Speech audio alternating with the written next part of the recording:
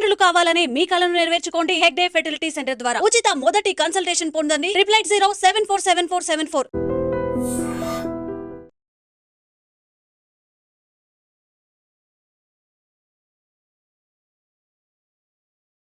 అని ఇప్పుడు కొంతమంది తెలిసి చేస్తుంటారు. కొన్ని కొన్ని మనం తెలియకుండానే అంటే ఎదుటివారి విషయంలో కొంచెం మనం ఏదైనా దురుసుగా మాట్లాడినా కూడా అది తప్పు కిందకే వస్తుంది. అది కొన్ని సందర్భాల్లో మనం కావాలని కూడా మాట్లాడం.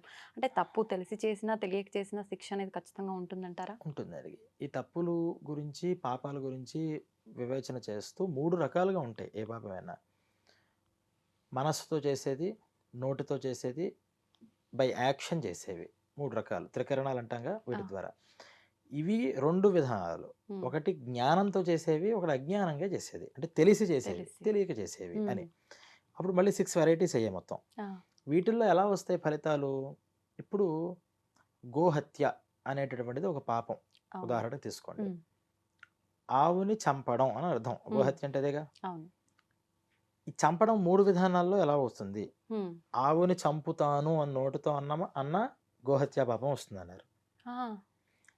ఆవుని చంపుదాం అని మనస్సులో అనుకున్న గోహత్య పాపం వస్తుంది. హ్మ్. ఆవుని చంపినా గోహత్య పాపం వచ్చేస్తుంది. సమానమైన ఫలితం ముగ్గురికి. సమానం కాదు. హ్మ్. ముగ్గురికి గోహత్యా పాపం అయితే వస్తోంది. వస్తుంది. దాన్ని మనం సమానం అని చెప్పలేము. హ్మ్. హ్మ్. ఎందుకంటే నోటితో అంటే ఎంత పాపం వస్తుందో అంత ఫుల్‌గా 100% వస్తోంది. ఆ! కానీ నోటితో చెప్పిన 100% బై యాక్షన్ చేసే 100% ఈక్వలా అంటే హ్మ్. మనం దాన్ని ఈక్వల్ చేయలేము. ఎలాగా అంటే లీటర్‌ని, కేజీని ఈక్వల్ చేయగలుగుతామా? లీటర్‌ని లేకపోతే స్పీడ్‌ని ఈక్వల్ చేయగలుగుతామా? చేయలేము. దేని కాలిక్యులేషన్ దానిదే. అవును. అలా ఈ పాపం అనేది 3 రకాలుగా వచ్చింది. హ్మ్. మరి ముగ్గురికి ఎలాంటి శిక్షలుంటాయి అంటే, యాక్షన్‌గా చేసినప్పుడు బై యాక్షనే శిక్ష అనుభవిస్తాడు. ఆ! శిక్ష అంటే రియాక్షన్ అది. అవును. ప్రతి యాక్షన్‌కి రియాక్షన్ ఉంటుంది కదా! అవును. అవును. ఆ గోవుని ఎలాగైతే ఇబ్బంది పెట్టాడో, వీడు ఇబ్బంది పెడుతున్నప్పుడు ఎంత తీవ్రంగా అది ఇబ్బంది పడిందో, హ్మ్. అంత తీవ్రంగా టైమ్ స్పేస్ పెరిగే కొద్దీ దానికన్నా తీవ్రతరంగా హ్మ్. అంటే ఇమ్మీడియేట్‌గా జరిగినప్పుడు మనం కూడా ఏం చేస్తాం? అవును. ఎవరైనా గట్టిగా కొట్టారు. మనకి కోపంలో ఒక దెబ్బ వేసేస్తాం. అంతే. కానీ ఒకడు కొట్టాడు. హ్మ్. వెంటనే కొట్టలేకపోయామనుకోండి. హ్మ్. మనం రోజు రోజుకి ఇంకా పెరుగుతుంటుంది. వీడిని ఎలాగైనా కొట్టాలని. అంతే. సమయం చూసి మనం చిక్కినప్పుడు ఒక దెబ్బతో ఆపం. ఇన్ని రోజులు కోపం ఉంది కదా! 10, 15 కొట్టేస్తామండి. వడ్డీ. వడ్డీతో సహా. అలా టైమ్ స్పేస్ పెరిగే కొద్దీ ఏమవుతుందంటే హ్మ్. ఈ పాపం కూడా అంతగా అనుభవించాల్సిన పరిస్థితి వస్తుంది. ఆ! ఏది ఫిజికల్‌గా మనం చేసేది. ఓకే. మానసికంగా గోవుని చంపుదామని అనుకున్నాడు. వాడు మానసికంగా చంపుదామని ఎలాగైతే అనుకున్నాడో, హ్మ్. చంపుదాం అనుకున్నప్పుడు గోవుకి తెలియకపోవచ్చు. అవును. నాకు మనిషి చంపుదాం అనుకుంటున్నాడని. కానీ నువ్వు చంపుదాం అనుకోవడం అనే ఒక పాపం ఉంది చూసారా? అది వీడి మనస్సుకు కూడా అదే విధానంగా బాధని తెప్పిస్తుందట. ఆహా! తప్పు. నోటితో అన్నాడు. హ్మ్. నోటితో అన్నప్పుడు వేరే వాళ్ళ నోట్ల ద్వారా హ్మ్. లేనిపోని నిందలన్నీ పడ్డాను. అనేక మాటలు వాళ్ళ దగ్గర పడాల్సొచ్చింది. ఇవన్నీ అంటాం గదా! అవును. ఇలా అనుభవించాల్సొస్తుంది ఆహా! అని అంటే అన్నారు. మాటల రూపంలో తను కూడా ఇబ్బంది పడతారు. ఖచ్చితంగా. ఓకే. ఇలా 3. ఇప్పుడు మనం మాట్లాడేదేంటి? హ్మ్. ఇవన్నీ కూడా తెలిసి చేసినప్పుడు. హ్మ్. తెలియక చేసినవి అని కొనున్నాం కదా! ఈ తెలియక చేసినా సరే పాపం పాపమే. హ్మ్. తెలియక చేసినా పుణ్యం పుణ్యమే. హ్మ్. ఏమి మార్పుండదు. ఆ! తెలిసి చేసినా, తెలియక చేసినా. కానీ ఆ తెలియక మనం చేసినప్పుడు అసలు ఎప్పటికీ తెలియలేదా? హ్మ్. లేకపోతే చేసిన తర్వాత తెలిసిందా? హ్మ్. మనం ఇలా నడుస్తూ వెళ్తూ ఉంటాం. ఏదో మన టైర్ కింద ఏదో జీవి చచ్చిపోతుంది. అసలు మనకు టైర్ తిరిగినట్టు అక్కడ ఏదో జీవి ఉన్నట్టు అవును. మనకి తెలియనే తెలీదు. అవును. అప్పుడేమన్నారంటే అసలు ఆ విషయం వీడి స్మృతి పథంలో లేదు. హ్మ్. వీడికి అసలు సంబంధమే లేదు దానిది. అందుకని సంథింగ్ ఒక కర్మ హ్మ్. అంటే ఆ జీవికి సంబంధించిన కర్మని అనుభవించడానికి వీడి చేతుల్లో అది వెళ్ళిపోయింది. ఆహా! కానీ మనం ఇలా వెళ్ళిన తర్వాత సంథింగ్ ఏదో మన కారు కింద పడిందిరా అని కార్ ఆపి వెనక్కి చూసాడు. ఆ! వెనకాల ఏదో ఒక కుక్కో, పిల్లో ఇది కనిపించింది. ఇది ఎప్పుడైతే మన దృష్టిలో పడిందో హ్మ్. ఫస్ట్ మనకు రావాల్సిందేంటి? రియలైజేషన్ రావాలి. పశ్చాత్తాపం రావాలి. అవును. ఆ పశ్చాత్తాపం ఎప్పుడైతే వచ్చిందో ఆటోమేటిక్‌గా మనకి తెలియక చేసిన పాపంలో సగం పాపం పోయింది. హ్మ్. మిగతా సగం మనం తర్వాత అంటే దానికి దగ్గరకి మనం అక్కడ రోడ్డు మీద పడేయకుండా, మన పని మనం చూసుకోకుండా దానికేదో చేయాల్సిన పనులుంటాయి కదా కొన్ని. అవును. అలా చేసేవి. లేపోతే అయ్యో పాపం ఇలాగా అనుకోకుండా చేశానే నేను చూసుకుంటూ కొంచెం జాగ్రత్తగా వెళ్తే బావుండేదే హ్మ్. అని వీడు పశ్చాత్తాపం ఇమ్మీడియేట్ పశ్చాత్తాపం వేరు. దాని కంటిన్యూషన్ వేరు. ఉమ్, ఉమ్. దీన్ని దృష్టిలో పెట్టుకుని తర్వాత సార్లు కూడా రోడ్డు మీద వెళుతున్నప్పుడు కొంచెం జాగ్రత్తగా చూసుకోవడం అనేది ఏదైతే పెట్టుకుంటాడో అవును. అప్పుడు 100% పాపం తెలియక చేసినవి పోతాయి ఉమ్, అన్నారు.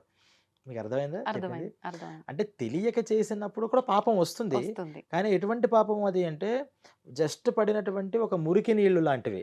అది వెంటనే ఇంకో శుద్ధమైన నీళ్ళు పోస్తే పోతాయి. ఉమ్, కానీ తెలిసి చేసిన పాపం గ్రీజ్ లాంటిది. అది ఉమ్. దాన్ని ఒక పోదు, పట్టాన కడుక్కుందాం అంటే వదిలించలేం. పోదు. చాలా ప్రయత్నం చేయాలి. ఉమ్. అమ్మో! నిజంగా ఇందాక అనుకున్నాం తప్పులు చేయకుండా ఉంటాం ఇవన్నీ తెలుసుకుంటే అని. కానీ అసలు ఫస్ట్ ప్రతి కదలికకి భయంగా ఉంటదేమో ఇవన్నీ వింటే అనిపిస్తోంది ఇప్పుడు. అంటే భయం కన్నా ఫస్ట్ అలర్ట్‌నెస్ వస్తుంది హ్మ్. మనకి. హ్మ్. మనకి మిలిటరీ ట్రైనింగ్ ఇస్తారు కదా! అవును. ట్రైనింగ్ ఇచ్చినప్పుడు వాళ్ళు ఒక పద్ధతిని నేర్పిస్తారు. అది చూస్తే మనకెంత భయంకరంగా ఉంటుంది. అవును. బాబోయ్! 4కి మొహం నీళ్ళు ఆ! పోసేస్తారట, ఫుడ్ పెడతారట, రోజు 10 కిలోమీటర్స్ పరిగెట్టిస్తారట, ఇవన్నీ అనుకుంటాం. హ్మ్. కానీ నిజంగా అది చేస్తే ఉండేటటువంటి ఆరోగ్యం కానీ, వాళ్ళ జీవనం కానీ ఎంత గొప్పగా ఉంటుంది. అంతే. అంటే కొంచెం కష్టం పడినా మనం ఈ అలర్ట్‌నెస్ అంటే ఎప్పుడూ కూడా మన మైండ్‌ని, మన శరీరాన్ని, మన మాటని అదుపులో పెట్టుకోవడం అనేది హ్మ్. దీని ద్వారా గరుడ పురాణం ద్వారా ప్రతి మనిషికి అలవాటైతే హ్మ్. ఖచ్చితంగా పాపాలు అనేవి రెడ్యూస్ అయిపోతుంటాయి. మనకి హ్మ్. మనం హ్మ్. ఆటోమేటిక్‌గా మనం క్యాలిక్యులేషన్ చేసుకోక్కర్లా. హ్మ్. మాక్సిమం పాపాలు తగ్గిపోతాయి. ఆ! మాక్సిమం పాపాలు. ఓకే. అయితే మీరు ఇందాక చెప్పారు 3 భాగాల్లోంచి ఆచరణ మొదటిది అని చెప్పి. అయితే ఈ ఆచరణ మనం చదువుకొని, తెలుసుకొని అందులో ఉన్నవి గనక మనం ఆచరిస్తే ఈ రెండవ అధ్యాయంలోకి వెళ్లి ఇబ్బందులు పడే అవసరం అవన్నీ రాకుండా ఉంటాయంటారా? కరెక్ట్ ప్రశ్న. హ్మ్. అసలు ఫస్ట్ ఆచారకాండ అని చెప్పింది దేనికంటే ఇదంతా కూడా రూల్స్. ఈ రూల్స్ ఫాలో అవ్వండి అన్నారు. హ్మ్. ఆ రూల్స్ యాజ్ ఇట్ ఈస్‌గా ఫాలో అయిపోతే మనకేమి అసలు రూల్ అతిక్రమిస్తే కదా శిక్ష అనేది వస్తుంది. అవును. అవును. శిక్ష లేదు. కానీ రూల్స్ అతిక్రమించావు. హ్మ్. అతిక్రమించినప్పుడు ఏమవుతుంది అని చెప్పేదే ఈ ప్రేతకాండ. ప్రేతకాండ. హ్మ్. మరి దాని బ్రహ్మకాండ అన్నారు గదా! దాంట్లో ఏముంటుంది? ఈ బ్రహ్మకాండ విషయంలో హ్మ్. అసలు పరబ్రహ్మతత్వం అంటే ఈ నరకలోకంలోకి వెళతారు. ఆ! ఈ వెళ్ళిన వాళ్ళంతా ఏమవుతారు మళ్ళీ? హ్మ్. మళ్ళీ క్షీణే పుణ్యే మర్త్యలోకం విశంతి. అటు పుణ్యం చేసినా, ఇటు పాపం చేసినా మొత్తం ఎంటైర్‌గా అనుభవించలేము. హ్మ్. ఎక్కడా కూడా. నరకానికి వెళ్ళిపోతాము అంటే ఆ! నరకంలో మొత్తం మనం చేసిన పాపాలన్నీ అనుభవించేసి ఫ్రెష్‌గా ఇక్కడికి దిగడానికి అవ్వదు. ఆ! స్వర్గానికి వెళ్ళిపోయామంటే లైఫ్ లాంగ్‌గా అక్కడ సెట్ అయిపోం మనం. హ్మ్. నువ్వు ఎంత క్వాంటిటీలో చేసావో అంత క్వాంటిటీలో నువ్వక్కడ అనుభవించడానికి నీకు టైం పెడతారట. అదేంటి అంటే హ్మ్. మనం ఇక్కడికొచ్చాం కదా! ఇప్పుడు సంథింగ్ ఒక ఆడ, ఒక మగ, ఒక కుటుంబం ఇలా మనం కొన్ని అవును. లింకేషన్స్ బంధాలు. పెట్టుకొని హ్మ్. వచ్చేసాం. హ్మ్. ఇలా వచ్చిన దానికి ఇగో వీళ్ళు 60 ఇయర్స్ బ్రతకాలి. వీళ్ళు 80 ఇయర్స్ బ్రతకాలి. హ్మ్. దీంట్లో ఇంత పుణ్యం, ఇంత పాపం ఇతను అనుభవించాలి అని ఒక అకౌంట్ మనం క్రియేట్ చేసి హ్మ్. ఇక్కడికి మనల్ని డౌన్‌లోడ్ చేసాడు ఆ! భగవంతుడు. ఆ! ఈ అకౌంటే మనకుందా? హ్మ్. అంటే ఇన్ని కోట్ల జన్మలు ఎత్తి మళ్ళీ పుట్టాం ఇదేనా మనకని కాదు. హ్మ్. ఈ జన్మలో మనం ఎంత అనుభవించగలుగుతామో అంత పెట్టి పంపించాడు. ఆహా! అది ఎప్పుడైతే పూర్తయిందో ఇక్కడి నుంచి మళ్ళీ మనం అటు నరకమో, మళ్ళీ స్వర్గానికో వెళ్ళిపోతుంటాం. హ్మ్. అలాగే అక్కడ కూడా ఇతను చేసిన పాపాలు ఇన్ని పాపాలు ఈ నరకంలో అనుభవించాలి. హ్మ్. ఇన్ని పుణ్యాలు ఈ స్వర్గంలో అనుభవించాలి అని ఒక క్యాలిక్యులేషన్ చేసి సర్టైన్ టైమ్‌ని పెట్టి అక్కడికి పంపిస్తాడు మనల్ని. ఆ టైం తను డిసైడ్ ఆ చేస్తాడు. టైం మన భగవంతుడే చేతుల్లో డిసైడ్ లేదు. మన చేతి అందుకనే కాలం హ్మ్. కాలస్వరూపం అంటారు. భగవంతుడు అంటే ఎవరంటే టైం ఆయన. అంతే. ఈ టైం డిసైడ్ చేసి పంపిస్తాడు. ఆ హ్మ్. టైం అయిపోయిన తర్వాత నాకు ఇంకొంచెం ఏమైనా అకౌంట్ ఉంటే అది కూడా క్లియర్ చేసేసుకుంటానన్నా ఉంచరు అక్కడ నరకంలో. ఆహా! ఇది అయిపోయింది నాన్న వెళ్ళిపో ఇక్కడి నుంచి అంటారు. ఓకే. స్వర్గంలో కూడా నేను కొంచెం పాత అకౌంట్లు ఏమైనా ఉంటే క్లియర్ చేసుకుంటానంటే కుదరదు. హ్మ్. నువ్వు వెళ్ళిపోవాలి అర్జెంట్‌గా ఫస్ట్ ఇక్కడి నుంచి అంటారు. ఆ! మళ్ళీ వాళ్ళు ఏం చేయాలి? మళ్ళీ ఇక్కడికొస్తారు భూమి హ్మ్. మీదకి. భూమి మీదకి రావడం వల్ల ఎందుకు పంపిస్తూ ఉంటాడంటే చేసిన ప్రతి పాపము, అటు పుణ్యము అంటే దేవతలు కూడా పాపాలు చేశారుగా. హ్మ్. పాపాలు అనేవి భూమి మీదే కాదు అన్ని లోకాలలోనూ పాప పుణ్యాలున్నాయి. ఆ! కానీ పుణ్యాన్ని అనుభవిస్తూ ఇప్పుడు పాపాన్ని దేవతలు పాపాలన్నారు గదా! హ్మ్. అంత జ్ఞానం తెలిసి మనందరిని నడిపిస్తున్న వాళ్ళు పాపాలు చేయడం అంటే ఏంటి? దేవతలు వేరు, దేవుడు వేరు. హ్మ్. భగవంతుడు అంటే దేవుడు అంటాం. హ్మ్. దేవతా శక్తులు చాలా ఉంటాయి. ఆ! ఆ శక్తులు కూడా మనలాగానే భూమి మీదకి ఒకసారి అంటే భగవంతుడిచ్చే ఒక అవకాశం హ్మ్. మానవ జన్మ అంటే భూమి మీద. అందుకనే భూలోక మానవుడికే చాలా గొప్పతనం. హ్మ్. అందరి దేవతలు కూడా మనల్నే చూస్తుంటారట. ఎంత అదృష్టం నాయనా మీరు. హ్మ్. మేమంతా చేసాము అంటే కొత్త కర్మలు ఇక్కడేమి సృష్టించుకోవడానికి లేదు. కానీ పాపం డైరెక్ట్‌గా అనుభవించకుండా హ్మ్. ప్రాయశ్చిత్త రూపంగా కడిగేసుకునే ప్రాసెస్ భూమి మీదే ఉంది. హ్మ్. వేరే లోకాల్లో లేదు. ఆహా! ఖచ్చితంగా అనుభవించాల్సిందే అక్కడ పుణ్యమైనా, పాపమైనా. హ్మ్. కానీ భూమి మీద ఏంటంటే పుణ్యం అనుభవించొచ్చు అవును. కావాలంటే. అవును. లేదా అంతా మళ్ళీ భగవంతుడికి తిరిగి ఇచ్చేయొచ్చు. హ్మ్. పాపం అనుభవించొచ్చు. లేదా పాపం అనుభవించకుండానే హ్మ్. దాన్ని క్లియర్ చేసుకోవచ్చు. ఓకే. ప్రాయశ్చిత్తాలు అంటాం కదా మనం అవును. అవును. ఇవన్నీ. వీటి ద్వారా చేసుకోవచ్చు. హ్మ్. అందుకని ఎంత అదృష్టవంతులై భూలోక మానవులు అంటారు. మరి ఈ దేవతలు ఎక్కడి నుంచి వచ్చి పుట్టుకొచ్చారు అంటే ఈ భూమి మీద వాళ్ళకిచ్చినటువంటి అంటే నంబర్ 1 హ్మ్. ఇతను ఉత్తమ విద్యార్థి. హ్మ్. చాలా బ్రిలియంట్ అని ఎలాగైతే ఒక గ్రేడ్ ఏస్తారో, ఆ! అలా ఇక్కడ ఈ భూమి మీద వాళ్ళ జీవనం చాలా ఉత్తమంగా చేసిన వాడికి ఇంక ఇక్కడ మళ్ళీ వద్దులే ఇతను కొంచెం ప్రమోషన్ ఇచ్చాం కదా అని వీళ్ళని మళ్ళీ దేవతా లోకాల్లోకి పంపిస్తూ ఉంటారు. హుహు. అందుకనే మనం ఇది ఇది కొంచెం అర్థం అవ్వడానికి ఏం చెప్పారు? హ్మ్. ఇక్కడ 1000 యజ్ఞాలు చేస్తే ఇంద్ర పదవి వస్తుంది. వింటాం కదా! అవును. అందువల్ల ఇంద్రుడికి కోపం వస్తూ ఉంటుంది. ఇక్కడ హ్మ్. పుణ్యాలు చేసేవాళ్ళు, తపస్సు చేసేవాళ్ళు భంగం చేయడం కోసం అప్సరసలను పంపిస్తూ ఉంటారని మనం ఆ! చిన్నప్పుడు చెప్తూ ఆ! ఉంటాం. ఆ! అంటే అది చిన్నతనంగా అర్థం అవ్వడం కోసం చెప్పడం. హ్మ్. ఇంతలాగా చెప్తే ఎవరికి అర్థమవుతుంది? అవును. కొన్ని అవును. యజ్ఞాలు అంటే యజ్ఞం అంటేనే తెలీదు. ఏం హుహు. చెప్తాం? అందుకని ఏమన్నారంటే తపస్సు. కళ్ళు హ్మ్. మూసుకొని తపస్సు చేస్తే వీడు ఇంద్రుడైపోతాడు తర్వాత. అంటే అర్థం ఏంటంటే హ్మ్. ఇక్కడ గొప్ప గొప్ప పుణ్యాలు చేస్తే ఖచ్చితంగా ఇక్కడి నుంచి ప్రమోషన్ వస్తే మళ్ళీ దేవతా లోకాల్లోకి వీళ్ళు వెళ్తారు. హ్మ్. అక్కడి నుంచి ఇంకా ప్రమోషన్ వస్తే వాళ్ళలోనే ఇంకా చాలా పైపైన స్థాయిలు ఇవన్నీ కేటగిరీస్. ఇక్కడ సరిగ్గా మనం చేయలేదు. హ్మ్. డిబార్ అయ్యాం. మళ్ళీ కింద లోకాలకి. అంటే హ్మ్. ఇక్కడ మనం జ్ఞానం ఉన్న మనిషి దగ్గర నుంచి జ్ఞానం లేని పశువు దగ్గరికి వెళ్తాం. ఆ! ఇంకా తప్పు చేసాం. హ్మ్. ఇంకా ఇలా స్టేజ్ తగ్గుని అప్పటికప్పుడు పుట్టి చచ్చిపోతూ ఉంటాయి రాత్రిళ్ళు. అవును. లైట్ పురుగులు, ఆ! చిన్న చిన్న క్రిములు అలా మారిపోయి అప్పటికప్పుడు పోతూ ఉంటాము. అంటే ఎక్కువ పాపం చేసిన వాళ్ళు అంత తక్కువ షార్ట్ టైమ్ జీవంతో ఉండే అంటే ఎక్కువ జీవిగా. పాపము అనేది ఒకటి. హ్మ్. రెండోది ఎక్కువ పాపం కన్నా ఎక్కువ అనుభవాలు ఉండాలి వాళ్ళకి. అంటే అంటే ఎలా? ఒక మానవ జీవితంలో 10 చావుల్ని చూడడం సాధ్యమవుతుందా? హ్మ్. అవ్వాలి అంటే సుమారు ఒక 150, 200 సంవత్సరాలైనా ఎక్కువ పుట్టాలి. సంవత్సరాలు. లేకపోతే అవును. కనీసం 10 ఏళ్ళైనా పుట్టాలి. 10 హ్మ్. రోజులైనా ఉండాలిగా. అంటే ఒకే రోజు చచ్చిపోయి, ఒకే రోజు పుట్టి మళ్ళీ అలా మరణించలేడు కదా! అవును. కానీ జీవనం అంటే అర్థం ఏంటంటే అతనికి 80 ఏళ్ళు. ఈ 80 ఏళ్ళు మొత్తం ఇవన్నీ అనుభవించి మళ్ళీ చావాలి హ్మ్. అనేదోటుంది. హ్మ్. ఇలా 10 జన్మలు ఎత్తాలి. హ్మ్. మానవ జీవితం చాలా ఎక్కువైపోతుంది. అవును. ఇదే చిన్న క్రిమి కింద పుడితే ఆ! అది ఎక్కువ కాలం బ్రతకదెలాగో. అది అవును. వితిన్ అవర్స్ పోతుందది. అంతే. వితిన్ అవర్స్ సంపూర్ణ ఆయుర్దాయంతో ఉంది. హ్మ్. కానీ వెంటనే పోయింది. అంతే. అలా ఒక్క గంటలో అది 10 సార్లు పుట్టి చచ్చిపోగలుగుతుంది. దాన్ని హ్మ్. అనుభవం అంటారు. ఆ హుహుహు. అనుభవాలు కావాలి అనుకున్నప్పుడు ఆ జన్మలు ఎత్తుతూ ఉంటాడు. హ్మ్. అంటే మరణం అనేటువంటి అనుభవం ఎక్కువ సార్లు కావాలి అనుకున్నప్పుడు. ఇప్పుడు ఏ జన్మ ఎత్తాలనేది మనం పాపాల, పుణ్యాలను బట్టి అదే డిసైడ్ అవుతుంది. మనం డిసైడ్ చేసుకునే అవకాశం ఉంటుందా? భగవంతుడే డిసైడ్ చేస్తాడా అది గూడా? ఈ పాప పుణ్యాల బట్టి ఒక డెసిషన్‌ని ఆల్రెడీ ఆయన పెట్టేసాడు. ఆహా! నీ యొక్క పాప పుణ్యాల బట్టి ఏ హ్మ్. జన్మ ఎక్కడితో, ఎవరితో ఎలా లింక్ అవ్వాలి ఒక సాఫ్ట్‌వేర్ క్రియేట్ చేసాడాయన. ఆ! దానికి రోజు ప్రతిసారి ఆడికి ప్రతి ఒక్క మనిషిని ఆలోచిస్తూ కూర్చోడు. ఆయనకి ఇంకో పని లేదా? హ్మ్. ఆయన పనిలో ఆయన ఏమి ఆలోచన లే స్థితి లే ఆలోచన స్థితి ఆ! దాటిపోయి ఉంటుంది ఆయనది. హ్మ్. హ్మ్. ఈ ఆలోచనలు చేస్తూ మనం చేస్తాం. హ్మ్. ఆయన ఏం చేశాడంటే ఒక సాఫ్ట్‌వేర్ తయారు చేసాడు. ఎవరి పుణ్యం, ఎవరి పాపం ఏంటి దాన్ని టాలీ చేసుకొని హ్మ్. ఏ జన్మల్లో ఎవరెవరితో లింక్ ఉంది. అందుకనే ఏమంటాం పెళ్లి కట్టినప్పుడు, హ్మ్. తాళి కట్టినప్పుడు 3 జన్మల బంధం. అవును. 7 అడుగులు చెప్తూ ఉంటాం. చెప్తూ ఉంటారు. జన్మజన్మల బంధం. ఈ జన్మజన్మల బంధాలంటే ఏంటంటే, ఇలా బంధాలుగా అక్కడక్కడ పెట్టుకున్నవి అక్కడ వీళ్ళకి ఎలా ట్రేస్ అవుతాయి. వీళ్ళని ఎలా చేస్తే వీళ్ళకి ఎలా లెవెల్ అవుతూ ఉంటాయి. హ్మ్. పూర్వజన్మల్లో వీళ్ళు కొడుకులుగా పుట్టి తల్లిదండ్రులను ఎలా హింసించారు. కాబట్టి ఈ జన్మల్లో వాళ్ళ కొడుకులుగా చేస్తే వీళ్ళలాగా రెస్పాన్స్ అవుతారు. ఈయన ఓకే. ఇంత ఆలోచించి అంత లిటిగేషన్ తీసుకొచ్చి ఇలా పెడతాడు. హ్మ్. ఒక్కళ్ళ గురించి ఆలోచిస్తే కాదు. మన పక్కన మనకు ఒక 50 మెంబర్స్ కుటుంబం ఉందంటే 50 మంది గురించి ఇలా ఆలోచించాలి. ఆ! 50 మంది పుణ్యపాపాలు ఇంకోళ్ళ మీద డిపెండ్ అయ్యి ఉండాలి. హ్మ్. ఇది మామూలు బ్రెయిన్ సరిపోదు. అవును. 100 కంప్యూటర్లున్నా చేయలేవు. అందుకనే భగవంతుడు ఆ! అంత చమత్కారి. ఇది విని అర్థం ఇవన్నీ చేసుకోవడానికి గూడా మస్తు బుర్రుండాలి. చాలా ఇన్ని రకాల ఆలోచనలు ఆయన మైండ్‌లో ప్రాతిపదిక పెట్టుకొని ఆ! ఇదెలాగా ఇలా చిటికేసే లోపల ఎన్నో జన్మలు పుడతాయి. ఎన్నో జన్మలు అయిపోతూ ఆ! ఉంటాయి. అవును. అలా సెకన్‌కి మారిపోతూ ఉంటే మారిపోయే లింకులతో ప్రకారం ఆయా గర్భాల్లో ప్రవేశిస్తూ ఉండాలి.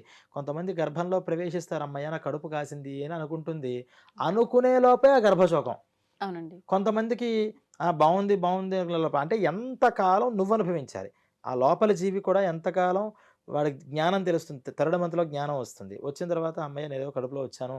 కొంచెం మంచి కడుపు అయ్యేదాకా చెడు కడుపు అని లోపల నుంచి ఆలోచిస్తుంటాడు. అవన్నీ గరుడ పురాణాలు ఉంటాయి. హుహు. లోపల ఏం జరుగుతోంది? ఎక్కడ పడ్డాను అసలు నేను? హ్మ్. నాకేం తెలీదు కదా! ఎక్కడ పడ్డాను అని చూస్తే బయట నుంచి సౌండ్స్ అన్నీ వినిపిస్తూ ఉంటాయి లోపలికి. ఆ! ఎలా వినిపిస్తాయి అంటే ఆ అమ్మ యొక్క మనస్సు ద్వారా వీడి మనస్సుకి వస్తూ ఉంటాయి. ఫస్ట్ చెవులు, కాళ్ళు, ముక్కు ఏం రాకపోయినా అమ్మ యొక్క మనస్సు ద్వారా వీడి మనస్సులోకి ఆ ప్రేరణలు వస్తూ ఉంటాయి. ఓకే. నేను కొంచెం ఏదో కొంచెం దేవతా మంత్రాలు లేకపోతే సంగీతాలు ఇలాంటి సాఫ్ట్‌గా ఉన్నవి చూస్తే పోనీ నేను కాస్త దైవనామ స్మరణ కోసం వెతుకుతాడట ఫస్టు. దేవుడితో సంబంధం ఉన్న దగ్గరే పుట్టానులే నేను అని ఆనందపడుతూ ఉంటాడు. ఈ ఆనందం పడే లోపల టపక్కుమని వాడి ప్రాణం పోతుంది. ఇప్పుడు ఇక్కడ వీళ్ళ పాపం ఎక్కువ ఉండడం వల్ల ఇలా నెలల నిండా ముందే చనిపోవడాలు, పడగానే చనిపోవడాలు జరుగుతుంటాయా? గర్భం దాల్చిన స్త్రీ తల్లి వల్ల ఉండే పాపాల వల్ల ఇలా జరుగుతుందంటారా? ఇద్దరి యొక్క పాపం డిపెండ్ అయి ఉంటుంది. హ్మ్. అంటే తల్లి పాపం ఇందాక నేను చెప్పినట్టు అవును. ఎంత అనుభవించాలి అని వచ్చిన దాంట్లో హ్మ్. ఈ గర్భశోకం అనేది అనుభవించాలి అని తల్లికి ఉంటుంది. ఆహా! వీడికి కూడా గర్భమృతం అంటే గర్భంలో ఉన్నప్పుడే మృతి చెందాలి, హ్మ్. గర్భమృతుడుగా అవ్వాలి అని ఒక పుణ్యంతో వాడు బయటకు బయలుదేరి వస్తాడు. హ్మ్. ఈ జీవుడు ఈ గర్భంలోకే ఎందుకు వెళ్ళాలి హ్మ్. అనే దగ్గర మాత్రం వేరే జన్మల్లో వీళ్ళిద్దరికి లింక్ ఖచ్చితంగా ఉంటుంది. ఆ లింక్ ఉన్నప్పుడే ఇక్కడ ఈ ఇద్దరికి ఒక లిటిగేషన్ అనేది వస్తుంది. హ్మ్. దాన్ని కనిపెట్టి పెట్టిందే భగవంతుడు. ఇప్పుడు అందువల్లే ఒక ఆయనకి తెలుసున్న లెక్కలు మనకి తెలియవు. అందరి లెక్కలు సరి చేస్తూ ఉంటాడు మన ఆయన. ఆలోచనలకు గూడా అందవు. అందం. అయితే ఇప్పుడు ఒక కుటుంబ విషయంలోనే ఇలా ఉంటుందా? మనం నిత్యం కలిసే ప్రతి ఒక్క పర్సన్‌కి మనకి కూడా ఏదో జన్మలో ఏదో ఒక కనెక్షన్ ఉంటూనే ఉంటుందంటారా? అంటే కుటుంబ విషయం దానికేమన్నారంటే రుణానుబంధ రూపేణ పశు దార సుత ఆలయః అని. హ్మ్. అంటే మెయిన్‌గా మనకొక బాగా అటాచ్‌మెంట్ పెట్టుకుంటేనో, లేపోతే ఏదో రుణం ఉండిపోతేనో, హ్మ్. హ్మ్. మనం వాళ్ళకి తీర్చాల్సిందో, వాళ్ళు మనకు తీర్చాల్సిందో అవును. ఏ రకంగా అయినా, డబ్బే కాదు, ఏ రకంగా అయినా. హ్మ్. అది తీర్చుకోవడానికి ఫస్ట్ 4 బలమైన బంధాలుంటాయి. అవేంటంటే పశువులు, మనం హ్మ్. పెంచుకునేటటువంటి ఇంట్లో ఆవులు కానీ, కుక్కలు కానీ, హ్మ్. పిల్లులు కానీ ఏదైనా కావచ్చు. ఆ!